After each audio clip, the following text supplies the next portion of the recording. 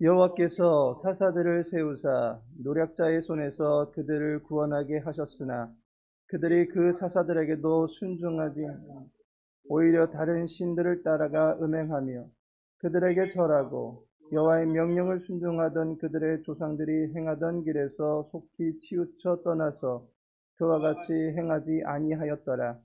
여호와께서 그들을 위하여 사사들을 그 사사와 함께 하셨고 그 사사가 사는 날 동안에는 여호와께서 그들을 대적의 손에서 구원하셨으니 이는 그들이 대적에게 압박과 괴롭게 함을 받아 슬피 부르짖음으로 여호와께서 뜻을 돌이키셨음이거늘 그 사사가 죽은 후에는 그들이 돌이켜 그들의 조상들보다 더욱 타락하여 다른 신들을 따라 섬기며 그들에게 절하고 그들의 행위와 패역한 길을 그치지 아니하였으므로 여호와께서 이스라엘에게 진노하여 이르시되 이 백성이 내가 그들의 조상들에게 명령한 언약을 어기고 나의 목소리를 순종하지 아니하였은즉. 아멘. 오늘의 본문의 말씀 통해서 사사들을 세우사라는 제목으로 함께 말씀 나누고자 합니다. 영화 제작자이자 경영대학원의 교수인 스티븐 런딘 박사가 저술한 책이 있습니다. 이 책은 우리 한국에서는 펄떡이는 물고기처럼이라는 제목으로 출간이 되었습니다. 책 속의 주인공인 제인이라고 하는 사람이 매우 열정이 뛰어났고 또 업무 처리 능력에 탁월함을 지니고 있었습니다. 그녀가 지휘하던 소그룹은 금세 회사에서 믿을 수 있는 팀이다라는 인정을 받게 됩니다. 회사에서 실력을 인정받게 된 제인은 이제 다른 부서로 이동을 요구받게 됩니다. 그런데 옮겨가야 될 부서는 회사 내에서 늘 입방아에 오르내리는 문제 부서였던 것입니다. 사람들은 그 부서를 두고서 둔하고 게으르고 불쾌한 부서다라고 지적합니다. 출근 시간에 전화가 여러 번 울려도 그 시간에 출근한 어느 누구도 그 전화를 받을 생각을 하지 않습니다. 전화를 왜 받지 않느냐라는 물음에 아직 출근하지 못했다라고 말하면 된다라고 말하는 것입니다. 어떤 날은 전화선을 뽑아 놓아서 급한 용무가 있는 사람들의 발을 동동 구르게 만들기도 했습니다. 빨리 작업을 해달라고 서류를 재촉하는데 고의로 늦게 처리하기도 합니다. 사정이 이렇다 보니까 회사 내의 모든 사람들이 이 부서를 비방합니다. 회사 사람들은 이 부서를 한마디로 표현하는데 유독성 폐기물더미다 라고 불렀습니다. 회사 관계자는 이 부서의 문제점을 개선해 보고자 제인을 책임자로 불렀던 것입니다. 열정적이고 진취적이던 그녀의 등장은 그 부서 사람들에게는 매우 껄끄러운 소식이었을 뿐입니다. 다른 이들에게는 그녀가 탁월하게 여겨졌을런지는 모르겠지만 적어도 이 부서 사람들에게는 전혀 관심을 끌지 못한 인물이 되었습니다. 그녀는 그야말로 황무지와 같은 부서로 이동을 하게 된 것입니다. 이후에 어떤 이야기가 펼쳐질런지는 그 책을 사서 한번 읽어보시기를 추천합니다. 사사의 등장이 바로 이와 같다라는 것입니다. 우리는 사사기를 살펴보면서 정작 사사라는 말을 한 번도 보지 못했습니다. 본문 16절에 와서야 비로소 사사가 등장합니다. 그렇다면 사사란 누구입니까?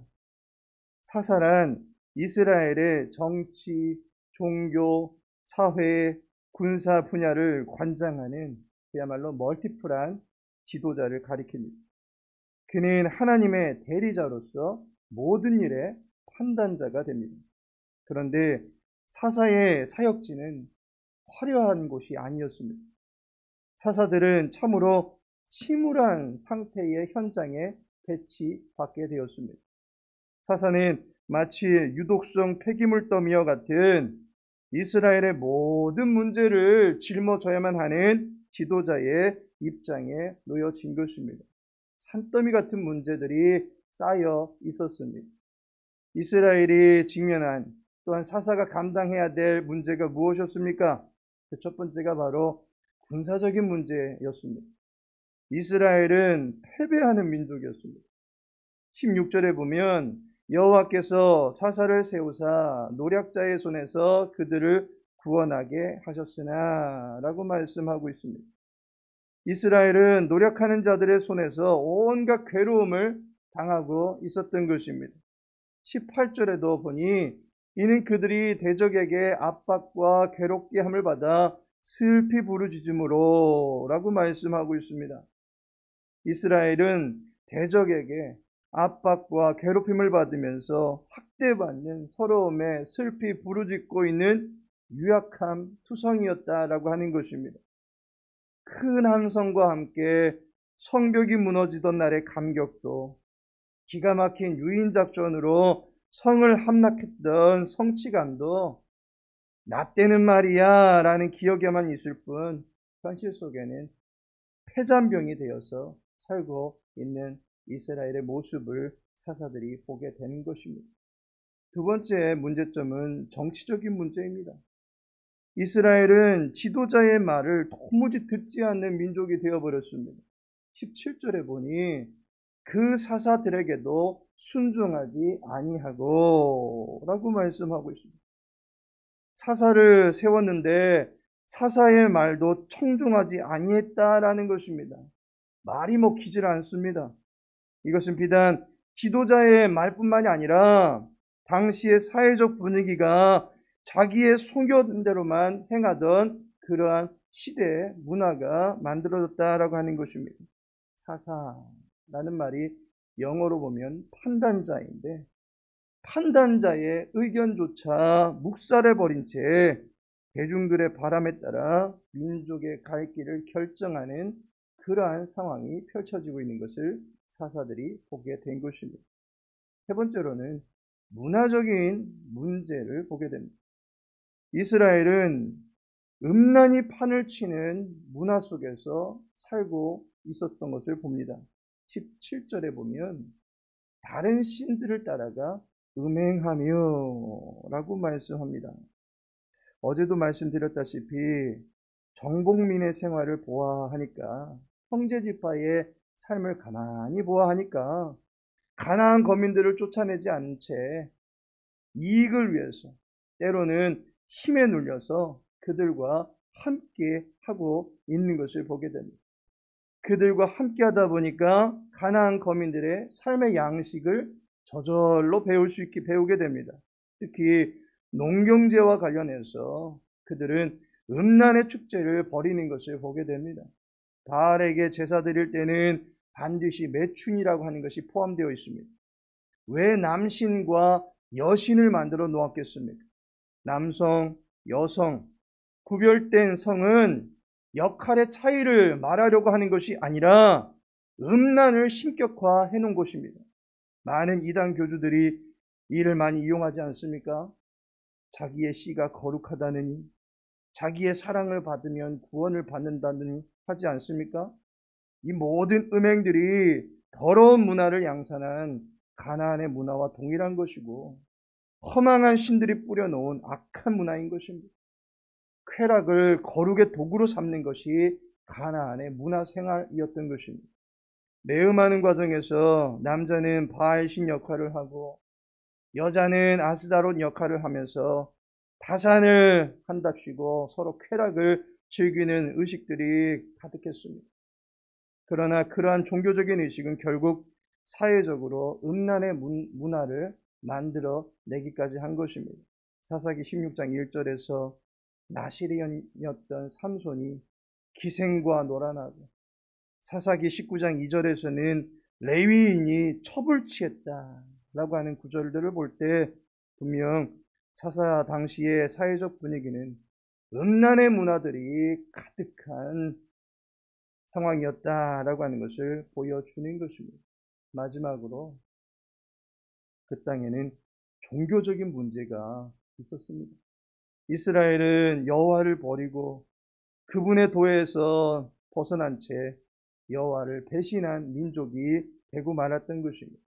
17절을 보니까 여호와의 명령을 순종하던 그들의 조상들이 행하던 길에서 속히 치우쳐 떠나서 그와 같이 행하지 아니하였더라.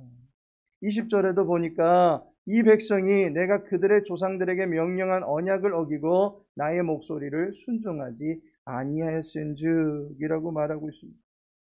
이스라엘의 당시 상황은 정치적으로나 군사적으로나 종교적, 문화적으로 모든 부분들에 있어서 그야말로 유독성 폐기물 더미와 같이 전혀 구제할 수 없는 문제투성이었던 것입니다.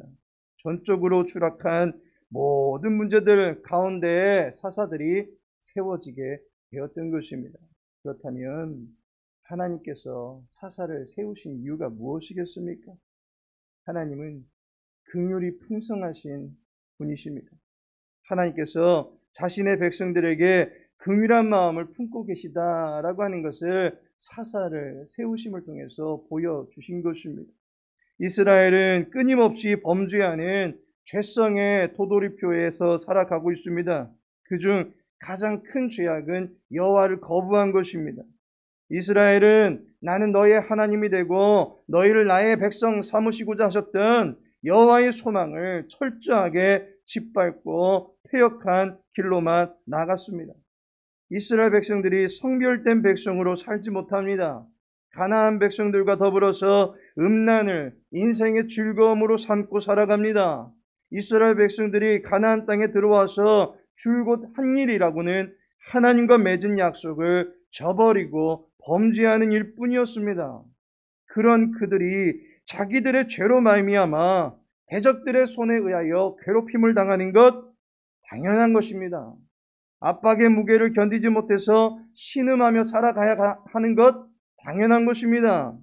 이스라엘을 하나님께서 구원하지 않으셔도 그들은 전혀 할 말이 없는 것입니다. 그럼에도 불구하고 아무리 큰 죄인이라도 그 지은 죄를 회개하며 부르짖어 기도하는 이스라엘 백성들을 향해서 하나님은 긍휼을 베풀어 주신 것입니다. 긍휼을 베푸시되 지난 과오들을 꼬투리 잡지 아니하시고 자신의 성품 그대로 회개하고 부르짖는 이스라엘 백성들의 그 모습만을 보시고 풍성한 긍휼을 베풀어 주십니다. 긍휼을 베풀어 주시되 사사를 세워서 그들을 원수들의 압제에서 구출해 주시는 것입니다. 사사는 하나님의 불쌍히 여기셔서 구원을 베풀어 주실 때에 들어쓰신 인물들인 것입니다. 하나님께서 사랑하시는 성도 여러분, 우리 주변에 러시아, 중국, 일본, 북한 어느 국가 하나도 하나님을 아는 민족이 없는 이러한 상황은 마치 가나안 땅에서 많은 이방 거민들과 함께 거하고 있는 이스라엘과 같은 입장이 아닐까 싶습니다. 북한이 적화 야욕의 색깔을 드러내서 한반도 땅에 언제 전쟁을 터뜨릴지 늘 위협하는 불안이 가득한 시대입니다. 일본은 야스쿠니 참배를 통해서 제국주의적 욕망을 아직도 포기하지 않았음을 보여주고 그들은 점점 자위대 형식으로 세계 내에 군사력을 키워나가고 있습니다. 중국은 한국의 절대 보호자일 것 같았던 미국과 이제 견줄 만한 국가로 급부상하면서 우리의 숨통을 조여오고 있습니다. 지금의 역사 속에서 진정 우리가 해야 될 일이 무엇이겠습니까? 여호와 하나님의 긍휼을 바라고 그분을 찾는 자세가 필요합니다.